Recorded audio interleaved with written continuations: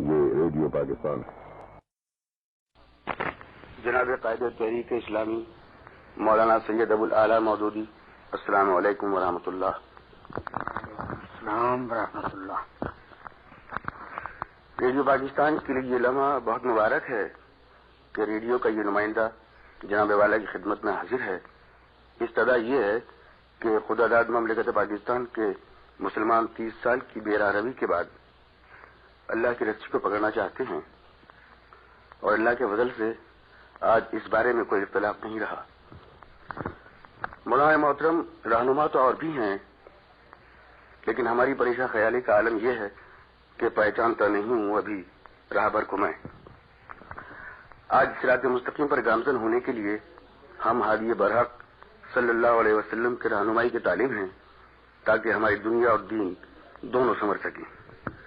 مولانا محترم، پہلی گزارش تو یہ ہے کہ ہمیں رسول کریم صلی اللہ علیہ وسلم کے طرز حکومت کے بارے میں کچھ معلومات بہم فرمائیں۔ دوسری بات یہ ہے کہ آج کے دور میں ہم اس طریقے حکومت کو کس طرح اپنا سکتے ہیں۔ آج کے دور میں ایک ترقی یافتہ مملکت کے حسن قبا کو پرکھنے کے لیے 4 پہلوؤں سے جائزہ لیا جاتا ہے۔ اقتدار اعلیٰ کس کو حاصل ہے، مقننہ کی نوعیت اور اختیارات و حدود کیا ہیں، عدلیہ کس حد تک آزاد اور بے لاگ ہے، انتظامیہ کی حدود، اختیارات اور خصوصیات کیا ہیں۔ اس نقطۂ نگاہ سے آپ سے درخواست ہے کہ آپ رسول کریم صلی اللہ علیہ وسلم کے عہد مبارک پر روشنی ڈالیں، ہمیں آج کے لیے، آنے والے کل کے لیے، بلکہ ہمیشہ کے لیے اللہ اور اس کے رسول صلی اللہ علیہ وسلم کے احکامات اور ارشادات کے مطابق زندگی بسر کرنے کی قرینے کی تلاش ہے۔ میرے ہمراہ عبدالوحید خان صاحب ہیں جو آپ سے ضمن استفسار فرمائیں گے۔ جناب والا، میری پہلی گزارش تمام ہوتی ہے۔ مجھے بڑی خوشی ہے کہ آپ نے مجھے یہ موقع دیا کہ میں ملک کے مسلمانوں کو عموماً اور ملک کے حکمرانوں کو خصوصاً یہ بتاؤں کہ رسول اللہ صلی اللہ علیہ وسلم نے جو نظام حکومت قائم کیا تھا اس کی بنیاد اور اس کی شکل کیا تھی۔ بنیادی طور پر جو چیز رسول اللہ صلی اللہ علیہ وسلم نے پیش کی وہ یہ تھی کہ اقتدار اعلیٰ اللہ تعالیٰ کے سوا کسی اور کا نہیں۔ زمین خدا کی ہے، ہوا اور پانی اور روشنی جس پر ہم زندگی بسر کرتے ہیں سب خدا کا ہے۔ یہ جسم جو ہمیں حاصل ہے اور اس کی جو طاقتیں ہیں اور اس کے جو اعضاء ہیں سب کچھ خدا کے بخشے ہیں۔ ہمیں یہ حق پہنچتا ہی نہیں کہ ہم خود اقتدار اعلیٰ کا دعویٰ کریں یا کسی ایسے شخص کا دعویٰ قبول کریں جو اقتدار اعلیٰ کا مدعی ہو۔ تو حضور نے پہلی بات جو انسان کے ذہن نشین کی اور اس پر ایمان لانے کی دعوت دی وہ یہ تھی کہ ملک بھی اللہ تعالیٰ کا ہے اور حکم بھی اللہ تعالیٰ کا ہے، اور کسی کو انسانوں کے لیے قانون بنانے کا حق نہیں ہے۔ دوسری بات جو اسی طرح سے بنیادی اہمیت رکھتی ہے وہ یہ ہے کہ حضور نے یہ بتایا کہ اللہ تعالیٰ انسانوں کو براہ راست قانون نہیں دیتا بلکہ اپنے رسولوں کے ذریعے سے دیتا ہے۔ رسول اللہ صلی اللہ علیہ وسلم کسی کے منتخب کیے ہوئے حکمراں نہیں تھے، نہ خود بنے ہوئے حکمراں تھے، بلکہ اللہ تعالیٰ نے آپ کو مقرر کیا تھا کہ وہ لوگوں کو تعلیم بھی دیں، لوگوں کی تربیت بھی کریں، ان کے ذہن و اخلاق ٹھیک کریں اور اللہ تعالیٰ کے احکام پہنچائیں، اور جو لوگ ان کو احکام کو قبول کریں اور ان پر ایمان لائیں ان کے اوپر ان احکام کو نافذ فرمائیں۔ تیسری اہم چیز جو رسول اللہ صلی اللہ علیہ وسلم نے اللہ تعالیٰ کی طرف سے انسانوں کو پہنچائی اور اس پر ایمان لانے کی دعوت دی وہ آخرت کا تصور ہے۔ اگر انسان اپنے آپ کو اللہ تعالیٰ کے سامنے جواب دہ نہ سمجھے اور اس کو یہ یقین نہ ہو کہ ایک دن مجھے مر کر اپنے خدا کے سامنے جانا ہے، اور اپنے تمام اعمال کا جواب دینا ہے تو وہ نہ اسلام کے راستے پر چل سکتا ہے نہ حقیقت میں ایک صحیح انسان بن سکتا ہے۔ ان تین چیزوں کو رسول اللہ صلی اللہ علیہ وسلم نے پورے 13 سال مکہ معظمہ میں دعوت اور تبلیغ کے ذریعے سے لوگوں کے سامنے پیش کیا، اور جن لوگوں نے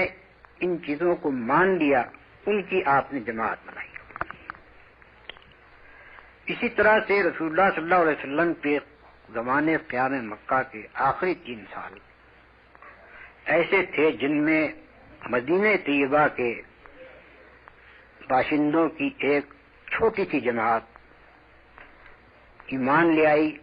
اور اس نے حضور کی اس دعوت کو قبول کیا اور آپ کو دعوت دی کہ آپ مدینہ طیبہ تشریف لائیں۔ حضرت عائشہ نے بہت صحیح بات کہی ہے کہ مدینے کو قرآن نے فتح کیا، یعنی کوئی تلوار نہیں تھی، کوئی طاقت نہیں تھی جس سے مدینے کے لوگ تابع فرمان بنے ہوں، بلکہ قرآن مجید جب ان کو پہنچا اور قرآن مجید کی جو مکہ معظمہ میں صورتیں نازل ہوئی تھی وہ ان کو بتائی گئیں، ان کو سنائی گئیں، انہوں نے ان کو حفظ کیا، یاد کیا۔ اس چیز کی وجہ سے وہ بالکل سچے دل سے نہ صرف یہ کہ ایمان لائے، نہ صرف یہ کہ انہوں نے اپنے چھوٹے سے دیہات میں حضور کو آنے کی اور حضور کے ساتھیوں کو آنے کی دعوت دی، بلکہ یہ دعوت اس بات کی تھی کہ آپ ہی ہمارے حکمراں ہیں، آپ ہی ہمارے سردار ہیں، آپ ہی ہمارے فرمانروا ہیں۔ یعنی آپ مہاجر کی حیثیت سے یا پناہ گزین کی حیثیت سے وہاں نہیں جا رہے تھے، بلکہ وہاں کے لوگوں نے آپ کو اپنے فرمانروا کی حیثیت سے اور اپنے آقا و مولا کی حیثیت سے اور اپنے معلم اور اپنے مربی کی حیثیت سے دعوت دی تھی کہ آپ آئیے اور ہمیں تیار کیجیے اس دین کے پر کام کرنے کے لیے جس کو آپ نے پیش کیا اور جس پر ہم ایمان لائے۔ جب رسول اللہ صلی اللہ علیہ وسلم مدینہ طیبہ پہنچ گئے تو پہلے دن سے آپ وہاں کے حکمراں تھے اور ان تمام اہل ایمان کے حکمراں تھے جو ہجرت کر کے مکے سے گئے تھے اور جنہوں نے مدینے میں اسلام قبول کیا تھا۔ مدینے کی آبادی میں اس وقت مشرکین بھی موجود تھے اور اس وقت یہودی بھی موجود تھے، اور ان کی مجموعی تعداد مسلمانوں کی تعداد سے زیادہ تھی، لیکن چونکہ یہ لوگ سچے دل سے ایمان لائے تھے اور رسول اللہ صلی اللہ علیہ وسلم کو انہوں نے اپنے فرمانروا کی حیثیت سے تسلیم کیا تھا اور آپ کے احکام پر عمل کرنے کا یقین اور عہد کیا تھا، اس وجہ سے جس روز آپ مدینہ طیبہ پہنچے اسی روز حکومت اسلامی کی بنیاد پڑ گئی۔ اس حکومت اسلامی میں جو اہم ترین چیز تھی وہ یہ کہ سب سے پہلے لوگوں میں اسلام کا علم پھیلایا جائے، کیونکہ اسلام جہالت کا نام نہیں، اسلام علم کا نام ہے۔ لوگوں تک یہ چیز پہنچی اور لوگوں نے اس کو مانا، اسی طرح رفتہ رفتہ رفتہ اسلام کی طاقت بننی شروع ہو گئی۔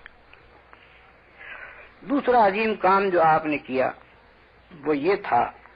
کہ لوگوں کے اخلاق درست کیے جائیں اور ایک ایسا اسلامی معاشرہ پیدا کیا جائے جس کی ہر چیز اخلاق صالحہ پر مبنی ہو۔ کوئی نظام حکومت اعلیٰ سے اعلیٰ درجے کا بھی قائم کر دیجیے، اگر عام لوگوں کے اندر وہ اخلاق موجود نہیں ہیں جو اس نظام حکومت کی پشت پناہی کریں تو وہ کبھی کامیابی کے ساتھ نہیں چلتا۔ اس وجہ سے آپ نے دوسرا اہم ترین کام جو کیا وہ یہ کہ لوگوں کے اخلاق بنائے۔ ایک نظام حکومت میں اگر لوگوں کے اخلاق ٹھیک اس نظام کے مزاج کے مطابق ہوں تو وہاں قوت استعمال کرنے کی ضرورت نہیں پیش آتی، وہاں لوگوں کو دبانے کی حکومت ضرورت نہیں پیش آتی، وہاں لوگوں کے اوپر جبر کرنے کی ضرورت پیش نہیں آتی، بلکہ صرف یہ بات کہہ دینا کافی ہوتا ہے کہ فلاں چیز کا اللہ تعالیٰ نے حکم دیا ہے، اور اس کے بعد لوگ فوراً خود بخود تعمیر کرتے ہیں۔ تعمیر کرانے کے لیے وہاں کسی پولیس کی ضرورت نہیں تھی، رسول اللہ صلی اللہ علیہ وسلم کے زمانے میں کوئی پولیس نہیں تھی۔ اگر کبھی کسی مجرم کو قید کرنے کی ضرورت ہوتی تھی تو کسی مکان میں بند کر دیا جاتا، جیل ویل کوئی چیز نہیں تھی۔ بس یہ بات یہ حکم خدا کی طرف سے ہے، یہ اس کے لیے کافی تھا کہ لوگ اس کو مان لیں۔ شراب کی مثال موجود ہے، حضور نے یہ اطلاع دی لوگوں کو کہ شراب اللہ تعالیٰ نے حرام کی ہے، اور اسی وقت مکے میں تمام مٹکے توڑ کر شراب بہا دی گئی مکے وہ مدینے میں، اور مدینے کی گلیوں میں بہتی رہی، اور جس کا ہاتھ جس جگہ تھا وہیں رک گیا شراب پینے والے کا۔ اس طرح کی پابندی قانون کی مثال پوری انسانی تاریخ میں نہیں ملی۔ امریکہ نے اربوں روپیہ صرف کیا اس بات کے اوپر کہ لوگوں کو قائل کیا جائے کہ شراب بری چیز ہے۔ سلائڈس دکھائی گئی لوگوں کو کہ شراب کے یہ اثرات ہوتے ہیں اور اس طرح سے وہ انسانی اعضاء کو خراب کرتی ہے۔ ڈاکٹروں کی رائے شائع کی گئی، بڑے پیمانے پر لوگوں کی رائے تیار کر کے 18 امینڈمنٹ پاس کرائی جس میں شراب کو ممنوع قرار دیا گیا تھا۔ جس روز شراب کو ممنوع قرار دیا گیا اس کے دوسرے دن سے بدترین قسم کی شرابیں امریکہ میں پھیل گئی، یہاں تک کہ پوری قوم کو معلوم ہوا کہ اس بندی شراب کی وجہ سے لوگ زہر کھا رہے ہیں۔ اتنی زہریلی چیزیں پھیلنی شروع ہو گئی اور آخرکار وہ حکم واپس لینا پڑا۔ اب کمپیئر کیجیے، مقابلہ کر کے دیکھیے کہ ایک جگہ حکم دیا جاتا ہے فوراً اس کی تعمیل ہوتی ہے، دوسری جگہ لوگوں کی مرضی سے ترمیم کی جاتی ہے دستور میں، اور اس کے بعد لوگ اس کی پابندی نہیں کرتے۔ معلوم ہوا کہ ایمان بنیاد ہے تمام ایک صحیح نظام حکومت کو چلانے کی، اور اس کے پیچھے اخلاق۔ یہ دونوں چیزیں موجود نہ ہوں تو آپ کوئی نظام بنا لیجیے، اچھے سے اچھا نظام بنا لیجیے، کاغذ پر بہترین نظام تیار کر لیجیے، زمین پر وہ کبھی قائم نہیں ہوگا۔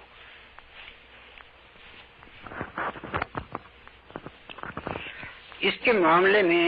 ایک بات یہ سمجھ لینی چاہیے کہ موجودہ زمانے کی جو پولیٹیکل تھیوری ہے کہ ایک ہوتی ہے منتظمہ اور ایک ہوتی ہے مقننہ اور ایک چیز ہوتی ہے عدلیہ، یہ اس زمانے کے تصورات ہیں۔ جہاں تک رسول اللہ صلی اللہ علیہ وسلم کا تعلق تھا، حضور قانون دینے والے بھی تھے، حضور جج بھی تھے، حضور فوجوں کے قائد بھی تھے، حضور ملک کے نظم و نسق کو چلانے والے بھی تھے۔ ایک ہی شخصیت میں تمام قوتیں و طاقتیں جمع تھیں، اور یہ اللہ تعالیٰ کے مقرر کیے ہوئے نبی کے اندر تھی۔ رسول اللہ صلی اللہ علیہ وسلم کا قاعدہ یہ تھا کہ جو حکم اللہ تعالیٰ کی طرف سے آپ کو ملتا تھا اس میں تو آپ لوگوں سے بے چون و چرا اطاعت کا مطالبہ کرتے تھے، اس میں کسی شخص کو کوئی کلام کرنے کی گنجائش نہیں تھی۔ لیکن اگر آپ خود کسی مسئلے میں کوئی رائے قائم فرماتے تھے تو صحابہ کرام پوچھتے تھے کہ حضور یہ اللہ تعالیٰ کا حکم ہے یا آپ کی رائے ہے؟ جب آپ فرما دیتے تھے کہ نہیں میں اپنی رائے سے یہ بات کہہ رہا ہوں تو صحابہ کرام کو پوری آزادی آپ دیتے تھے کہ وہ اس سے اختلاف کریں، دوسری تجاویز پیش کریں، اور ان کی تجاویز کے مطابق فیصلہ کیا جاتا تھا۔ بڑا مشہور واقعہ ہے جنگ بدر کے موقع پر، جب آپ نے جا کر ایک مقام پر کیمپ کیا تو ایک صحابی نے اٹھ کر پوچھا کہ یہ اللہ تعالیٰ کے حکم سے یہ جگہ آپ نے منتخب فرمائی ہے یا خود آپ کی اپنی رائے ہے؟ آپ نے نہیں، میں نے خود یہ جگہ تجویز کی ہے۔ انہوں نے کہا ہمارے نزدیک فلاں مقام جو ہے وہاں کیمپ کرنا زیادہ مفید ہوگا اس جگہ کی وجہ سے، اور آپ نے ان کی رائے قبول فرمائی۔ اس سے آپ اندازہ کیجئے کہ رسول اللہ صلی اللہ علیہ وسلم دو طرح کی تربیت دے رہے تھے لوگوں۔ ایک تربیت یہ تھی کہ جب خدا کی طرف سے حکم آئے تو بے چون و چرا اطاعت کرو۔ دوسری تربیت یہ تھی کہ چاہے نبی ہی اپنی ایک رائے پیش کرے، تمہیں حق ہے اختلاف رائے کرنے کا، اور تمہیں بحث کرنے کا حق ہے، اور جس چیز کے متعلق سب کا اتفاق ہوگا فیصلہ اس پر کیا جائے گا۔ اسی طرح سے جنگ احزاب کے موقع پر جبکہ مسلمانوں پر بڑا سخت وقت آیا تھا اور انتہائی خطرے کی حالت میں تھے، تو رسول اللہ صلی اللہ علیہ وسلم نے ارادہ فرمایا کہ چند قبائل جن کی بڑی طاقت وہاں جنگ احزاب کے موقع پر جمع ہوئی تھی ان کو مدینے کی پیداوار کا ایک حصہ پیش کیا جائے۔ انصار کے لیڈروں نے حضور سے پوچھا کہ یہ آپ اللہ تعالیٰ کے حکم سے معاہدہ کرنا چاہتے ہیں تو ہمیں کلام کی گنجائش نہیں، اگر یہ آپ کا خیال ہے تو پھر ہمیں کچھ بولنے کا حق دیجیے۔ آپ نے کہا نہیں، میرا اپنا خیال ہے، میں تمہیں اس خطرے سے نکالنا چاہتا ہوں جس میں تم پڑ گئے ہو۔ انہوں نے کہا حضور جب ہم کافر تھے اس زمانے میں یہ قبائل ہم سے کچھ نہیں لے سکے تو اب کیسے لیں؟ ہم نہیں کرنا چاہتے۔ چنانچہ اسی وقت ان کے کہنے کے مطابق جو مسودہ تیار ہوا تھا معاہدے کا پھاڑ کے پھینک دیا گیا۔ اور ان سے کہہ دیے گا کہ نہیں ہم کوئی معاہدہ تم سے نہیں کریں گے۔ اس سے آپ اندازہ کیجئے کہ رسول اللہ صلی اللہ علیہ وسلم ایک طرف تو مشورے سے حکومت کرتے تھے ان معاملات میں جن میں اللہ کا حکم نہیں ہوتا تھا، اور دوسری طرف جو اللہ کا حکم ہوتا تھا اس کی پابندی اس طرح کراتے تھے کہ کسی شخص کو ذرہ برابر بھی انحراف کرنے کی ضرورت نہیں ہو سکتی۔ اسی طرح سے رسول اللہ صلی اللہ علیہ وسلم قاضی بھی تھے، عدلیہ بھی آپ ہی کے ہاتھ میں تھی۔ اس معاملے میں آپ کا طریقہ یہ تھا کہ ایک تو خفیہ عدالت یہ کبھی آپ نے نہیں کی، ان کیمرہ سماعت اس کی کوئی نظیر نہیں ملتی۔ مسجد نبوی میں ہر معاملہ علانیہ آتا تھا، علانیہ اس کے متعلق آپ حکم صادر فرماتے تھے۔ بڑا مشہور واقعہ ہے، فتح مکہ سے پہلے ایک صحابی نے مشرکین کے نام ایک خط لکھ دیا جس میں ان کو مطلع کیا جا رہا تھا کہ تم پر حملہ ہونے والا ہے۔ وہ خط پکڑا گیا۔ اب یہ سری جاسوسی کا معاملہ تھا۔ اس زمانے کے لوگ یہ کہیں گے کہ ایسا خطرناک معاملہ اس کا تو ان کیمرہ ٹرائل ہونا چاہیے، مگر رسول اللہ صلی اللہ علیہ وسلم نے مسجد نبوی میں اس کی سماعت کی سب لوگوں کے سامنے۔ کوئی ایک مثال اس بات کی نہیں ملتی کہ حضور نے کبھی خفیہ عدالت کی ہو۔ اس عدالت کے معاملے میں بھی رسول اللہ صلی اللہ علیہ وسلم کا یہ طریقہ تھا کہ اللہ تعالیٰ کے احکام کے مطابق فیصلہ فرمائیں، اور کسی طرح بھی کوئی ایسا فیصلہ نہ ہونے پائے جو اللہ تعالیٰ کے قانون سے مختلف ہو۔ قانون اللہ کا تھا، اس کے نافذ کرنے والے رسول اللہ صلی اللہ علیہ وسلم تھے، اور آپ کی حیثیت ایک جج کی بھی تھی۔ ایسے ہی معاملہ مقننہ کا ہے۔ حقیقت میں چونکہ بنیادی طور پر قانون اللہ تعالیٰ کا تھا اور وہی بنانے کا حق رکھتا تھا، رسول اللہ صلی اللہ علیہ وسلم کی حیثیت اس قانون کو نافذ کرنے کی تھی اور اس قانون کو سمجھانے کی تھی، اور لوگوں کو یہ تربیت دینے کی تھی کہ اس قانون کے مطابق عدالت کا نظام چلائے۔ یہ سب کچھ آپ نے عملاً کیا۔ قانون لوگوں کو بتایا کیا ہے، اس کی تشریح خود فرمائی یہ سنت میں پائی جاتی ہے۔ قرآن مجید میں بڑے مختصر الفاظ میں مثلا حکم دیا گیا کہ چور کا ہاتھ کاٹ لو، اس سے زائد کوئی حکم قرآن میں نہیں ملتا۔ رسول اللہ صلی اللہ علیہ وسلم نے تفصیل سے بتایا کہ اس حکم پر عمل کن حالات میں ہوگا، کن حالات میں نہیں ہوگا، اس پر عمل کس طرح ہوگا۔ یہ ساری چیزیں رسول اللہ صلی اللہ علیہ وسلم کے عمل سے معلوم ہوئی کہ یہ قانون کا منشا ہے، اور وہ قانون خدا کا شکر ہے کہ جیسے قرآن موجود ہے اسی طرح سنت بھی آج موجود ہے۔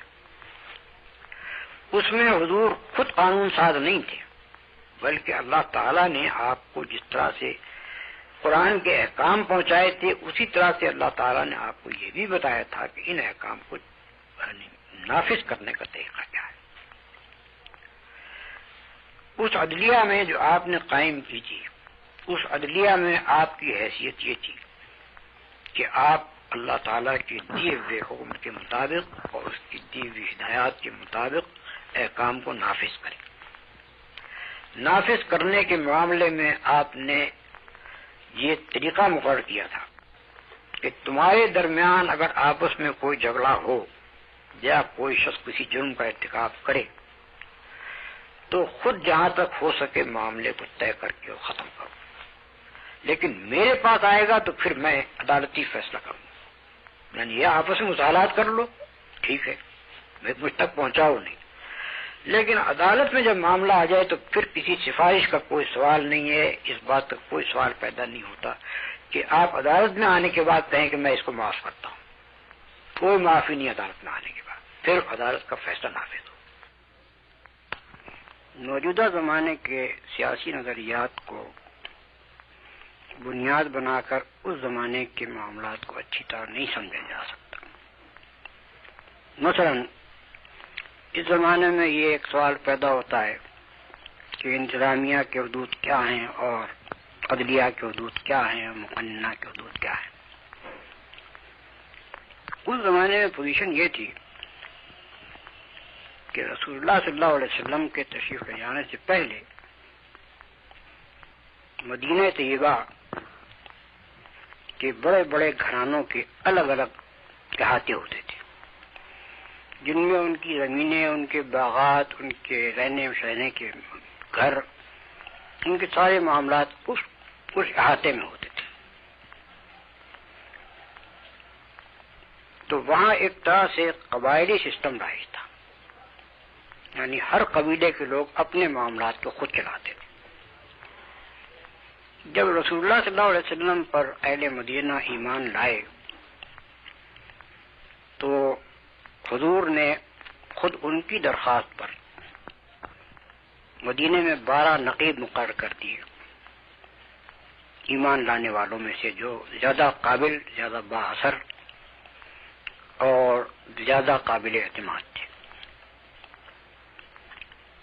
یہ 12 نقیب گویا کہ اپنے اپنے قبیلے کے معاملات کو چلانے والے تھے۔ وہاں کوئی میونسپیلٹی نہیں تھی، کوئی شہری ریاست باقاعدہ نہیں تھی۔ قبیلوں ہی کے سرداروں میں سے جو بہترین آدمی مسلمان تھے ان کو آپ نے سردار بنا دیا۔ جب آپ خود مدینہ تشریف لے گئے تو اس نظام کو آپ نے برقرار رکھا۔ فرق جو کچھ واقع ہوا وہ یہ کہ جو مشرک باشندے تھے مدینے کے، ان کے بجائے سرداری کا مقام ایمان لانے والوں کو حاصل ہو گیا، اور مشرکین پیچھے ہٹتے چلے گئے اور ان میں سے لوگ مسلمان ہوتے چلے گئے۔ اس طرح سے جو حضور کی نے مجلس شورا اپنی بنائی، جس کو آپ مجلس شورا اس زمانے کے لحاظ سے کہیں گے، اس کی پوزیشن یہ تھی کہ جو با اثر اور قابل لوگ تھے، خواہ وہ مہاجرین میں سے ہوں اور خواہ وہ انصار میں سے ہوں، ہر اہم موقع پر، ہر معاملے میں جب ضرورت ہوتی تھی مشورے کی، ان لوگوں کو بلا لیا جاتا تھا۔ وہ کسی کے منتخب کیے ہوئے نہیں تھے، کوئی الیکشن ان کا نہیں ہوا تھا، بلکہ جو ایسے با اثر لوگ تھے اور ایسے ذی علم اور سمجھدار لوگ تھے کہ اگر اس زمانے کے لحاظ سے الیکشن بھی ہوں تو انہی کو منتخب کیا جاتا۔ وہی لوگ آپ کی شورا کے لوگ تھے، معاملات سارے ان کے سامنے پیش کر کے جہاں جہاں بھی مشورے کی ضرورت ہوتی تھی ان سے مشورہ لیا جاتا تھا۔ مدینہ سے باہر جب اسلامی مملکت پھیلنی شروع ہوئی، اس وقت پھر نظام کی صورت یہ تھی کہ مختلف علاقوں میں گورنر مقرر کر دیے گئے تھے، اور وہی ایک طرح سے جنگی سردار بھی تھے۔ کوئی باقاعدہ فوج نہیں تھی اس زمانے میں، بلکہ والنٹیئرز تھے، والنٹیئر آرمی تھی، رضاکارانہ طور پر جو لوگ جہاد کے لیے آتے تھے، جو ان کی سرکردگی میں جہاد کی اگر ضرورت پیش آتی ہے جو کرتے تھے۔ اس کے ساتھ حضور نے ایسے لوگ مقرر کیے مختلف علاقوں میں جو باشندوں کو اسلامی تعلیم دیں۔ تعلیم سے مراد یہ نہیں ہے کہ ان کو لکھنا پڑھنا سکھائیں، تعلیم سے مراد یہ ہے کہ قرآن مجید ان کو یاد کرایا جائے اور ان کو سمجھایا جائے، رسول اللہ صلی اللہ علیہ وسلم کی سنت سے ان کو آگاہ کیا جائے۔ زیادہ تر لوگ زبانی تلقین سے مسلمان ہو رہے تھے اور زبانی تلقینی سے ان کی ذہنی تربیت کی جا رہی تھی۔ مکہ معظمہ جب فتح ہوا تو حضرت معاذ بن جبل کو رسول اللہ صلی اللہ علیہ وسلم نے مقرر کیا کہ اہل مکہ کو دین سمجھائیں۔ گورنر اور شخص تھا اور اہل مکہ کو دین سمجھانے والا اور شخص تھا۔ زکوٰۃ کے نظام کی صورت یہ تھی کہ مختلف علاقوں میں جو لوگ اپنے اپنے قبیلوں کے سردار تھے انہی کے سپرد یہ کام کیا گیا کہ وہ زکوٰۃ کی تحصیل کریں۔ اسی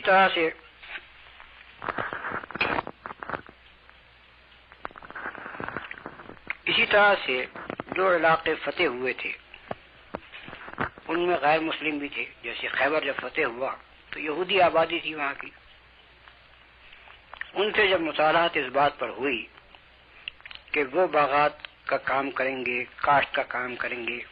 اور جو پیداوار ہوگی وہ نصف اسلامی حکومت لے گی اور نصف ان لوگوں کو ملے گا، تو اس طرح کے خراج کو وصول کرنے کے لیے کوئی مستقل ادارہ نہیں تھا، بلکہ سال کے خاتمے پر کسی موضوع تعین آدمی کو مقرر کر دیا جاتا تھا کہ وہ جائے اور جا کر وہاں کی پیداوار کو دیکھے اور دیکھ کر یہ فیصلہ کرے کہ کتنا نصف حصہ اسلامی حکومت کے پاس یا جن لوگوں کو اس میں حق دیا گیا تھا اس کی آمدنی سے فائدہ اٹھانے کا، ان لوگوں کا حصہ وہ وصول کرے۔ تاریخ میں یہ بات موجود ہے کہ جب پہلی مرتبہ حضور کی طرف سے ایک صاحب کو مقرر کیا گیا کہ وہ جا کر وہاں تقسیم کریں پیداوار کی، تو انہوں نے 2 ڈھیر الگ الگ لگا دیے۔ اہل خیبر سے کہا کہ ان میں سے جون سا تمہارا جی چاہے تم لے لو، اور جون سا ہم باقی رہے گا وہ ہم لے لیں گے۔ اس پر ان لوگوں نے کہا کہ اسی عدل پر زمین و آسمان کا نظام قائم ہے۔ یہودیوں نے یہ بات کہی۔ یہ ایک مختصر خاکہ ہے جو میں نے آپ کو بتایا کہ بظاہر عدلیہ اور انتظامیہ وغیرہ اس طرح سے الگ الگ نہیں تھی، لیکن اس وقت کے حالات کے لحاظ سے انتظامیہ اور تھی، عدلیہ اور تھی، جس کے لیے قاضی مقرر کیے جاتے تھے، اور گورنروں کا الگ کام تھا اور معلمین کا الگ کام تھا۔ اب کوئی سوال آپ کرنا چاہیں تو کر سکتے ہیں۔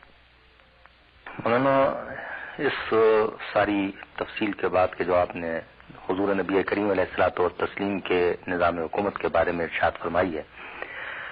آج کے دور میں آدمی کے ذہن میں یہ سوال پیدا ہوتا ہے کہ آج نہ تو حضور نبی کریم علیہ الصلوۃ والتسلیم جیسی کوئی جامع شخصیت موجود ہو سکتی ہے، اور نہ آج ایسا کوئی تربیت یافتہ گروہ موجود ہے کہ جس طرح کا گروہ پہلے حضور نبی کریم علیہ الصلوۃ والتسلیم نے خلفائے راشدین اور صحابہ کرام کی صورت میں تیار فرمایا تھا، اور نہ وہ اخلاقی تربیت اور وہ معاشرہ موجود ہے کہ جس معاشرے کو حضور نبی کریم علیہ الصلوۃ والتسلیم نے تیار فرمایا تھا۔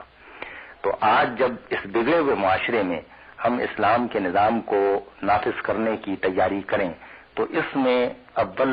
تو ان 4 خصوصیات کو جو آج کے دور جدید کی ریاست کی خصوصیات تصور کی جاتی ہیں، کس طرح سے اسلامی نظام کے سانچے میں ڈھالا جائے گا، اور دوسرے یہ کہ یہ کس طرح سے صورت ہوگی کہ آج اس بگڑے ہوئے معاشرے کو اس معیاری معاشرے میں ترتیب اور تدریج کے ساتھ تبدیل کیا جائے۔ اس پر آپ کچھ اظہار خیال فرمائیں گے؟ اس معاملے میں سب سے پہلی بات جو سمجھ لینی چاہیے وہ یہ ہے کہ جس چیز کا نام اسلامی نظام ہے وہ کسی بے ایمان نظام حکومت کے ہاتھوں سے نہیں چل سکتا۔ سب سے پہلی بات جو سمجھ لینی چاہیے وہ یہ ہے کہ جس چیز کا نام اسلامی نظام ہے وہ کسی بے ایمان نظام حکومت کے ہاتھوں سے نہیں چل سکتا۔ کوئی بددیانت بیوروکریسی اس کو نہیں چلا سکتی، اور کسی ایسی آبادی میں وہ ٹھیک طور پر نہیں چل سکتا جس آبادی کی اخلاقی حالت بالعموم خراب ہو اور خراب کی جاتی رہی۔ ہم نے ایک مدت تک بادشاہی نظام کے تحت زندگی بسر کی ہے جو پوری طرح اسلامی نظام نہیں تھا، مگر اس میں اسلامی قانون رائج تھا، اور عام لوگوں کی تعلیم و تربیت کا انتظام علماء اور صوفیاء انجام دیتے تھے۔ اس وجہ سے اگرچہ معاشرہ اس درجے کا نہیں تھا جس درجے کا رسول اللہ صلی اللہ علیہ وسلم کے زمانے میں اور خلفائے راشدین کے زمانے میں تھا، لیکن اس کے باوجود نہ لوگوں کی عام اخلاقی حالت اتنی بگڑی تھی جتنی بعد میں بگڑی، نہ ایسا تھا کہ اسلامی تعلیم سے لوگ عام طور پر نہ آشنا ہوں نہ واقف ہوں۔ 18ویں صدی میں جس وقت انگریزی حکومت اول بنگال میں قائم ہوئی تو اس زمانے کے جو انگریز مصنفین تھے ان سب نے یہ کہا ہے کہ چوری وہاں ناپید تھی، مسلمان سے جھوٹ کی کوئی توقع نہیں کرتا تھا، کوئی شخص یہ خیال نہیں کر سکتا تھا کہ عدالت میں جا کر مسلمان جھوٹی گواہی دے گا، اور عام آبادی مسلمانوں کی لکھی پڑھی تھی، بالکل امی قسم کے اور بالکل جس کو الٹریٹ کہتے ہیں، یہ مسلمانوں میں نہیں پائے جاتے تھے۔ یہ 18ویں صدی کے آخر تک ہماری حالت تھی۔ بعد میں جب انگریزی دور آیا تو اس نے ہمارے قوانین کو بدلا، ہمارے معاشی نظام کو بدلا، ہمارے معاشرتی نظام پر برے اثرات ڈالے۔ اسلامی تعلیم بالکل اس بات پر منحصر ہو گئی کہ کھاتے پیتے لوگ مدد کریں مدارس کی تو اسلامی مدارس چل سکتے تھے۔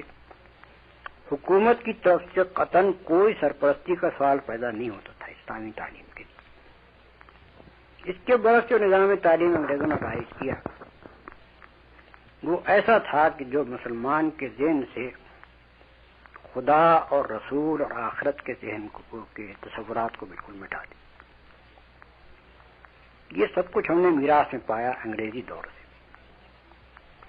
پاکستان کے قیام کے بعد اس صورتحال کو بدلنے کی کوئی کوشش نہیں کی گئی،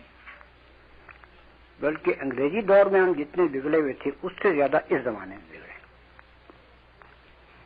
اب اگر کوئی اسلامی حکومت قائم ہو تو یہ خیال کرنا کہ وہ چھوٹتے ہی اس مثالی نظام کی طرف پلٹ جائے گا، اس کی توقع نہیں کی جا سکتی۔ جو کچھ کیا جانا چاہیے وہ یہ ہے کہ حکومت ایسے لوگوں کے ہاتھ میں ہو جو ملک کے تمام ذرائع اور وسائل کو، ملک کے ذرائع ابلاغ کو، ملک کے ذرائع تعلیم کو، ملک کے تمام مالی وسائل کو اور انتظامی پالیسی کو اس غرض کے لیے استعمال کریں کہ مسلمانوں کی عام اخلاقی حالت کو درست کیا جائے۔ جتنی یہ عام اخلاقی حالت درست ہوتی جائے گی اتنی زمین اسلامی نظام کے لیے تیار ہوتی چلی جائے گی۔ یہی چیز تھے جو ہم توقع رکھتے تھے کہ انگریزی حکومت کے خاتمے کے بعد جب پاکستان میں مسلمانوں کے ہاتھ میں حکومت کا نظام آئے گا تو وہ حکومت عام مسلمانوں کے اخلاق اور کردار کو درست کرنے کی کوشش کرے گی، نظام تعلیم کو بدل کر ان کے اندر اسلامی تعلیم پھیلائے گی، الحاد پیدا کرنے والی تعلیم کو بدلا جائے گا، اس کے بجائے خدا پرستی کی تعلیم کو رائج کیا جائے گا، اور عام لوگوں کے اندر حلال و حرام کی تمیز پیدا کرے گا۔ افسوس ہے کہ یہ بات نہیں ہوئی۔ اگر اس وقت یہ حکومت اپنے تمام ذرائع و وسائل کو اس کام کے لیے استعمال کرتی تو آج حالت بالکل مختلف ہوتی۔ اب ہمیں گویا بالکل نئے سرے سے کام کرنا ہے۔ بے شک قوانین اسلامی کو رائج کرنے کی کوشش کیجیے، قوانین اسلامی کو مدون کیجیے تاکہ ہماری عدالتیں ان کے مطابق فیصلے کر سکیں، لیکن سب سے زیادہ زور جس بات پر صرف کرنا چاہیے وہ یہ ہے کہ اسلامی تعلیم صحیح معنوں میں ہمارے تمام مدارس اور ہماری تمام کالجوں اور یونیورسٹیوں میں دی جائے۔ ذرائع ابلاغ کو بجائے فحش پھیلانے کے، بجائے بداخلاقی اور جرائم پھیلانے کے، مسلمانوں کے اندر اسلامی عقائد کو مضبوط کرنے کے اوپر صرف کیے جائے اور ان کو یہ بتایا جائے کہ اسلامی اخلاق کیا ہے اور کافرانہ اخلاق اور اسلامی اخلاق میں فرق کیا ہے۔ جیسا کہ میں نے ابتدا میں بیان کیا تھا کہ اسلامی نظام قائم ہی اس معاشرے میں ہوا تھا جس کے اندر سب سے پہلے ایمان کو مستحکم کیا گیا تھا، اور اس کے بعد اسی ایمان کے اوپر پورے اخلاقی نظام کی، پورے معاشرتی اور معاشی نظام کی عمارت اٹھائی گئی تھی۔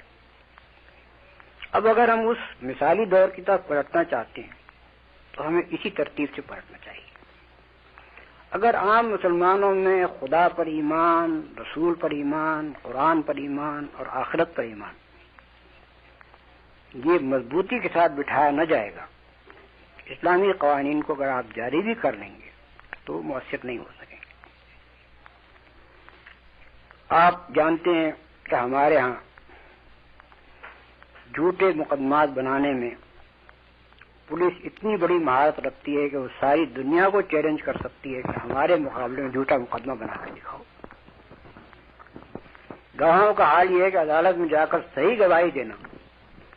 یہ سمجھا جاتا ہے کہ غلط کام ہے۔ عدالت ہے ہی ایسی جگہ جہاں جھوٹی گواہی دی جائے۔ یہی دو چیزیں اگر نگاہ میں رکھی ہیں تو آپ اندازہ کر لیجئے کہ ہمارے یہاں اسلامی قانون صحیح طور پر کیسے نافذ ہوگا، جبکہ اس کو نافذ کرنے والی مشینری جو ہے وہ بگڑی ہوئی ہو۔ حکومت اس وقت جن لوگوں کے ہاتھ میں ہے ان کا بھی یہ کام ہے، اور آگے جن لوگوں کے ہاتھ میں حکومت آئے ان کا بھی یہ کام ہے کہ انتظامیہ کو صالح بنائیں، تعلیم کا نظام درست کریں، اور تمام ذرائع وسائل صرف کر دیں اس بات پر کہ مسلمانوں کے دلوں میں ایمان بٹھایا جائے اور ان کے اخلاق درست کیے جائے۔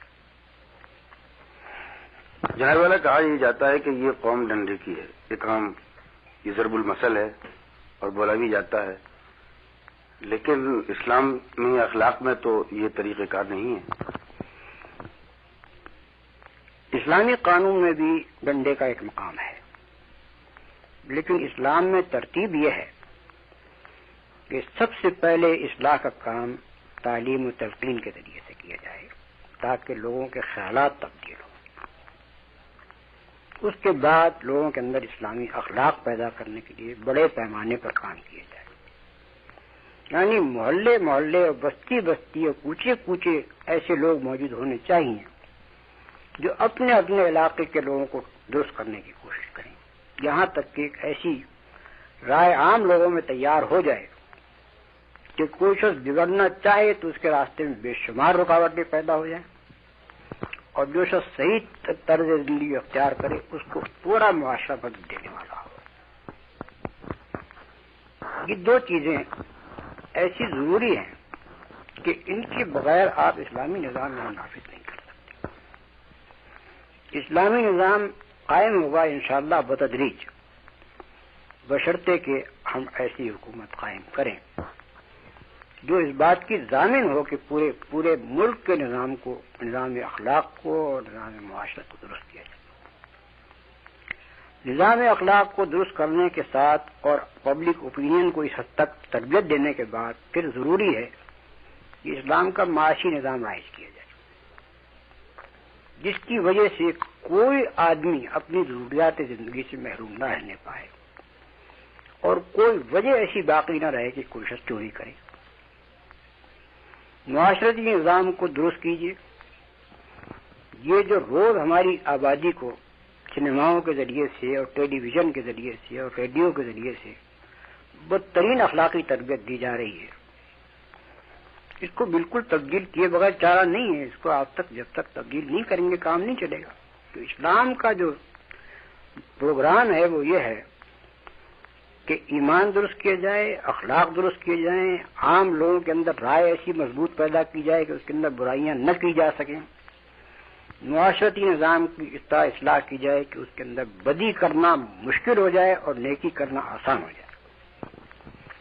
معاشی نظام ایسا درست کیجیے کہ اس کے اندر کسی آدمی کے لیے ضرورت باقی نہ رہے کہ وہ اپنا پیٹ بھرنے کے لیے چوری کرے۔ اسی طرح سے آپ اپنے معاشرتی نظام میں یہ تبدیلی پیدا کیجیے کہ اس کے اندر فواحش کا امکان باقی نہ رہے، کوئی ایسے اسباب باقی نہ رہیں کہ جن میں لوگوں کے اندر بد اخلاقی اور بد کرداری پیدا ہو۔ یہ سارے کام کرنے کے ساتھ جہاں کوئی آدمی جرم کا ارتکاب کرے پھر اس کے لیے اسلام میں ڈنڈا ہے، یعنی ڈنڈا آخری چیز ہے۔ بنیادی چیز تو لوگوں کے خیالات کی اور ان کے اخلاق کی اصلاح کرنا، معاشرے کو درست کرنا، ان اسباب کو ختم کرنا جن سے جرائم ہوتے ہیں اور برائیاں پرورش پاتی ہیں۔ یہ سب کرنے کے بعد پھر دیکھیے اگر کچھ لوگ ایسے ہوں کہ جو ڈنڈے کے بغیر ہی ٹھیک نہ ہو سکتے ہو تو پھر ڈنڈا چلائیے۔ یہ نظام حکومت کے سلسلے میں آپ نے جو ارشاد فرمایا بلا شبہ بڑی صحیح بات ہے کہ جب تک ایسا نظام وجود میں نہ آ جائے، ایسے لوگوں پر وہ نظام مشتمل نہ ہو کہ جو ایمانداری اور دیانتداری کے ساتھ نہ صرف یہ کہ اسلام کو نافذ کرنا چاہتے ہوں بلکہ اخلاقی اعتبار سے اور علمی اعتبار سے بھی وہ اس منصب اور اس معیار کے لوگ ہوں کہ وہ اس کام کو انجام دے سکیں۔ یہاں سوال یہ پیدا ہوتا ہے کہ آج کے دور میں حکومت کی تبدیلی کے لیے انتخابات ہی کو ذریعہ سمجھا جاتا ہے۔ حضور نبی کریم علیہ الصلوۃ والتسلیم کے عہد مبارک کو سامنے رکھتے ہوئے آپ اس بات پر روشنی ڈالیں گے کہ اس مغربی انداز انتخابات کو کس حد تک اسلام کے شورائی نظام سے ہم آہنگ کیا جا سکتا ہے اور کس طرح؟ یہ بات ذہن نشین کر لیجئے کہ ہم جس مقام پر ہیں ہمیں آغاز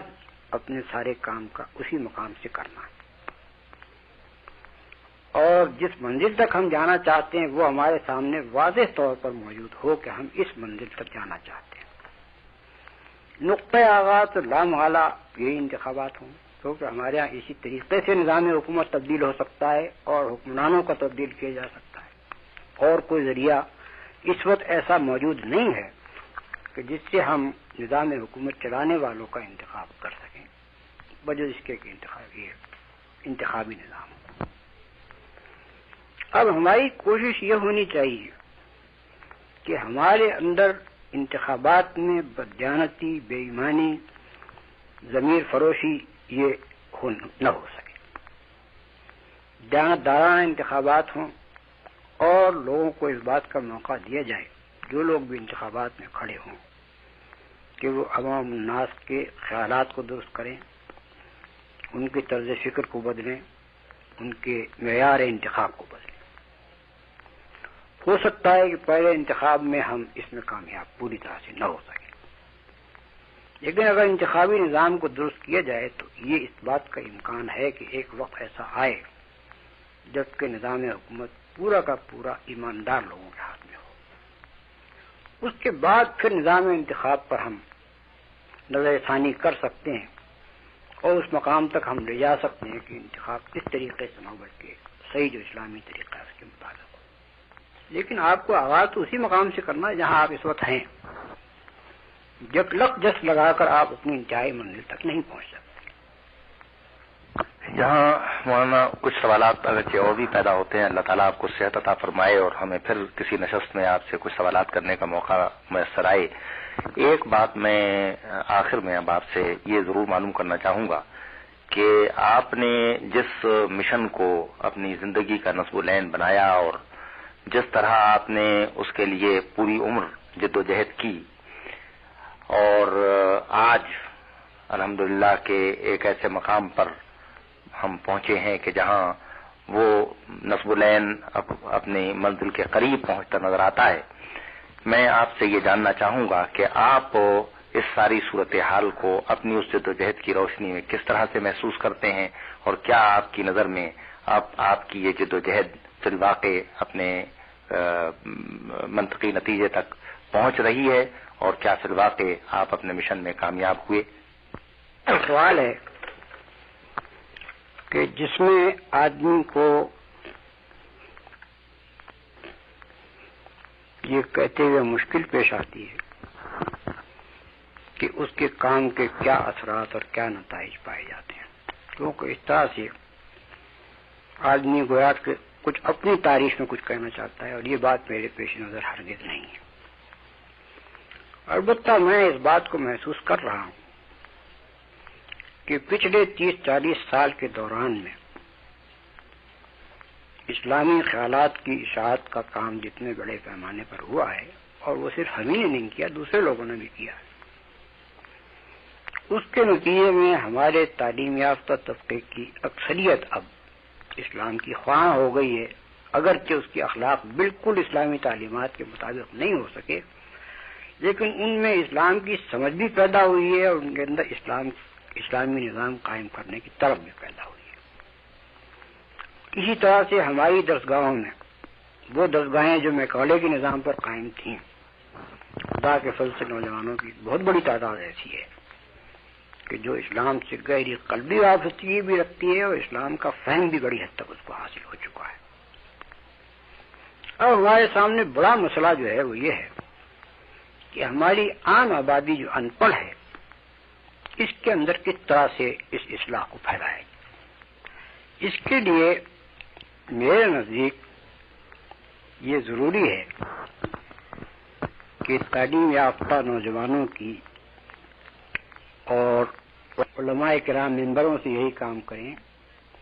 مدرسوں میں اس طرح کے نظام قائم کیے جائیں جس میں نوجوان بچوں کو قرآن پڑھایا جائے، سمجھا کر پڑھایا جائے، ان کے خیالات درست کیے جائیں، عام دیہاتی باشندوں کے اندر بھی اسلام کا علم پھیلایا جائے، ان کو بتایا جائے کہ اسلامی اخلاق کیا ہیں، اور جو چیزیں کہ اسلامی نظام اسلامی اخلاق کے خلاف ہیں اور شریعت اسلامی کے حدود سے متجاوز ہیں، ان چیزوں کے متعلق قرآن مجید کی آیات اور سنت رسول صلی اللہ علیہ وسلم سے ارشادات لے کر لوگوں کو بتایا جائے کہ بھئی قتل کتنا بڑا گناہ ہے اور اس کے کیا نتائج ہوتے ہیں اور اس کی کیا سزا خدا کے ہاں رکھی گئی ہے۔ اسی طرح سے دوسرے جتنے بھی گناہ ہیں جو عام لوگوں کے اندر پھیل گئے ہیں، ان کے متعلق جگہ جگہ لوگوں کو بتایا جائے کہ بھئی یہ گناہ جو ہیں، تم اگر سمجھتے ہو کہ مر کر خدا کے سامنے جانا ہے تو ان کا جواب دینا پڑے گا، اس کی جواب دہی سے تم نہیں بچ سکتے، اور کسی طرح کوئی ذریعہ ایسا نہیں ہے کہ جس سے تم لوگوں کے حقوق مار کر جاؤ، لوگوں کی عزت و آبرو پر ہاتھ ڈال کے جاؤ، لوگوں کی جانوں کو لے کر جاؤ اور اس کے بعد اللہ تعالیٰ کیا تمہیں معافی مل جائے۔ اس دنیا میں تم چال بازیاں کر کے بچ سکتے ہو، خدا کی غرض سے کیسے بچو گے؟ یہ چیزیں عام لوگوں کے دماغوں میں آپ بٹھائیں تو رفتہ رفتہ رفتہ آپ دیکھیں گے کہ ہماری عام آبادی کے اندر صحیح سمجھ بوجھ پیدا ہوتی جائے گی، اور وہ یہ جان جائیں گے کہ اگر ہمیں اس ملک میں اسلامی نظام چلانا ہے تو کس طرح کے آدمیوں کو ہم آگے لائیں۔ عام لوگ اس بات کو جانتے ہیں کہ آپ بیمار ہوں تو کس ڈاکٹر کے پاس جائیں، لوگ اس بات کو جانتے ہیں کہ آپ کو کوئی مقدمہ پیش آئے تو کس وکیل کے پاس جائیں۔ اسی طرح سے جب لوگوں میں آپ شعور اور سمجھ پیدا کر دیں گے اسلام کی، تو پھر وہ دیکھیں گے کہ ہمیں جب اسلامی نظام رائج کرنا ہے تو کن لوگوں کو ہم آگے لے کر آئیں۔ یہ بہت آسانی سے یہ تبدیلی چند برس کے اندر ہو سکتی ہے اگر ہمارے نوجوان تعلیم یافتہ لوگ اور ہمارے علماء کرام اس کی اہمیت اور ضرورت کو سمجھیں اور اپنی پوری طاقت اس پر صرف کریں۔ اسی کے ساتھ یہ بات ضروری ہے کہ مثلا مزدوروں کی یونینیں کوشش یہ کی جائے کہ مزدوروں میں عام طور پر اس خیال کو پھیلایا جائے کہ تمہارے لیے معاشی نظام سوشلزم نہیں ہے، اسلام ہے، تمہاری مشکلات اس سے رفع ہوں گی، کوئی سوشلزم تمہارے ساتھ انصاف نہ اس نے کبھی کیا ہے نہ آئندہ کرے گا، اسلامی سے تمہیں انصاف مل سکتا ہے۔ تو مزدور تحریکوں کو رفتہ رفتہ اسلامی تحریکوں میں تبدیل کر دیا جائے، ان کے لیڈر ایسے لوگ ہوں کہ جن کے متعلق عام مزدور یہ دیکھیں کہ یہ خدا کو ماننے والا بھی ہے کہ نہیں، یہ صالح آدمی بھی ہے یا نہیں، اس پر بھروسہ کیا جا سکتا ہے، اس کے اخلاق پر یا نہیں۔ اسی طرح سے ہم مثلا دیہات کے جو کسان ہیں ان کے مسائل کا حل ان کو سمجھائیں کہ تمہیں جو مشکلات پیش آتی ہیں اس کا حل اسلام میں ہے نہ کہ کسی اور نظام، اور ان کو وضاحت کے ساتھ سمجھایا جائے کہ اسلام ان کے مسائل کو کیسے حل کرتا ہے، ان کی مشکلات کو کیسے دور کرتا ہے اور ایک عادلانہ نظام کیسے پیدا کرتا ہے۔ یہ کام جتنا جتنا ہوتا جائے گا آپ دیکھیں گے کہ رفتہ رفتہ انتخابات کے نتائج صحیح ہوتے چلے جائیں گے۔ پھر ایک وقت ایسا آئے گا کہ جب ہم وہ جو مثالی نظام تھا خلافت راشدہ کا اس کی طرف قدم بڑھائیں۔ جناب علیہ، یہاں ایک سوال یہ پیدا ہوتا ہے کہ آپ نے فرمایا ہے کہ اسلامی نظام بتدریج قائم کیا جانا چاہیے اور قائم کیا جائے گا، تو اس کا مطلب یہ ہے کہ اس کے ساتھ ساتھ ہمارے موجودہ قوانین اور مغربی طرز کی جمہوریت کے تحت بنائے گئے آئین یہ بھی چلتے رہیں گے؟ کیا یہ دونوں ساتھ ساتھ چل سکتے ہیں؟ ان سب چیزوں کو بتدریج بدلنا ہے، جس طرح سے کہ میں نے بتایا کہ تعلیم کے نظام کو بدلنا ہے، عام لوگوں کی اخلاقی حالت کو درست کرنے کے لیے ذرائع ابلاغ کو صحیح طور پر استعمال کرنا ہے، اسی طرح سے اسلامی قوانین کو بھی جس طرح سے ان کو نافذ کرنا ممکن نظر آئے اس طرح سے ان کو بھی رائج کیا جائے، کیونکہ ایک حکومت جو حقیقت میں مسلمان ہو اور جس کے پیش نظر یہ ہو کہ اسلام قائم کرنا چاہیے، اسے سارے شعبوں میں تبدیلی لانی ہے، جن میں سے قانون کا نظام بھی ہے۔ ان میں سے اس بات کی ضرورت ہے کہ ہمارے جو جج ہیں وہ غیر اسلامی قانون کے بجائے اسلامی قانون کے مطابق فیصلہ کرنا شروع کریں۔ اس سے خود بخود عام لوگوں میں یہ خیال پیدا ہوگا کہ اب یہاں کافرانہ نظام نہیں چلے گا، یہاں اسلامی قانون رائج ہے۔ یہ من جملہ ان چیزوں کے جن سے عام لوگوں کے خیالات آپ تبدیل کر سکتے ہیں۔ بلکہ آپ یوں سمجھیے کہ انگریز نے جس وقت ہمارے قوانین کو منسوخ کر کے اپنے قوانین رائج کیے اور ان کے مجسٹریٹوں نے اور ان کے ججوں نے ان قوانین کے مطابق فیصلے کرنے شروع کیے تو لوگوں کے معیار سارے کے سارے بدلتے چلے گئے، حتیٰ کہ ان کے دماغ میں یہ بات بٹھا دی گئی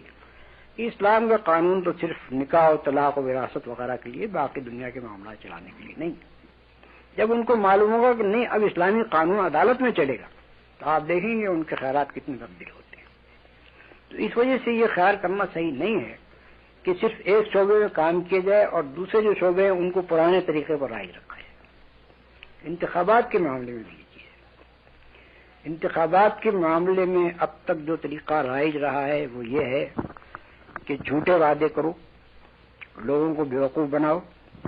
ان کی کمزوریوں سے ناجائز فائدہ اٹھاؤ، لوگوں کے ووٹ خریدو، مختلف طریقوں سے دباؤ ڈال کر ووٹ حاصل کرو۔ اس ساری صورتحال کو آپ تبدیل کیجیے اور عام لوگوں کو آزادانہ انتخاب کرنے کا، منصفانہ انتخاب کرنے کا موقع دیجیے، تو آپ یقین رکھیے کہ بہت بڑی اصلاح تو اس سے ہو جائے گی۔ یعنی برے آدمیوں کا اوپر آنا مشکل ہو جائے گا اور اچھے آدمیوں کا اوپر آنا ممکن ہو جائے گا۔ جناب والا مولانا محترم، آپ سے گزارش ہے کہ ہمیں یہ تلقین فرمائیں کہ ہم اس سلسلے میں ریڈیو کو کیوں کر استعمال کر سکتے ہیں؟ ریڈیو کے استعمال کرنے کے لیے یہ ضروری ہے کہ ایسے لوگوں کو تلاش کیا جائے جو ایک ایک موضوع کے اوپر تیاری کر کے اور ریڈیو پر آ کر تقریر کریں۔ مثلا کچھ لوگ ایسے ہونے چاہیے جن کا آپ انتخاب کریں سوچ سمجھ کر،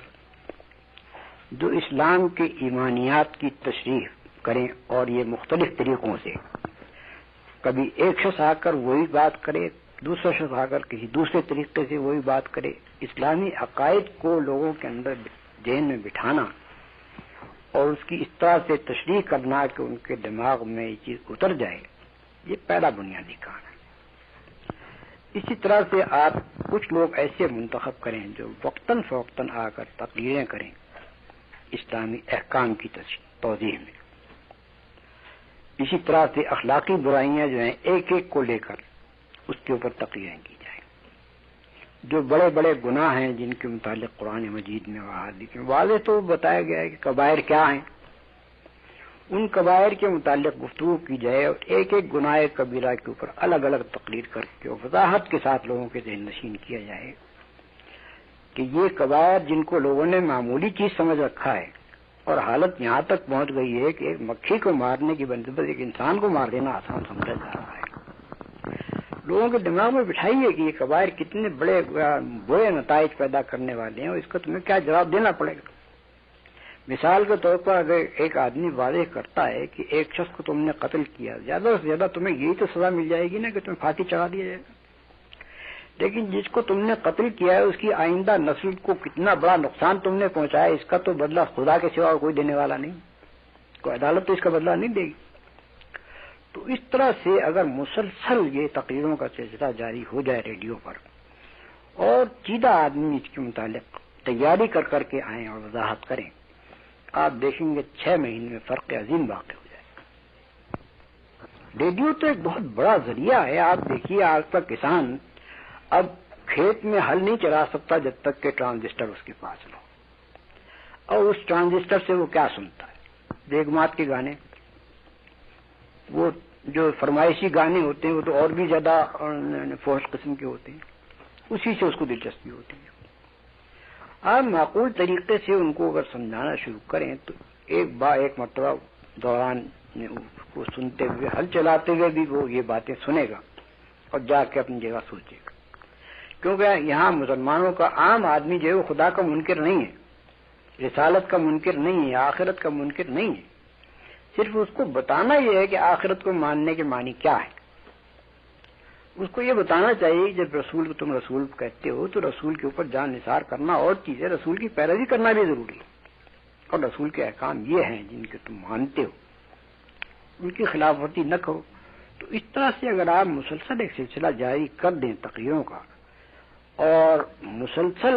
لوگوں کے ذہن نشین باتوں کو کریں تو آپ 6 مہینے میں فرق عظیم پائیں گے۔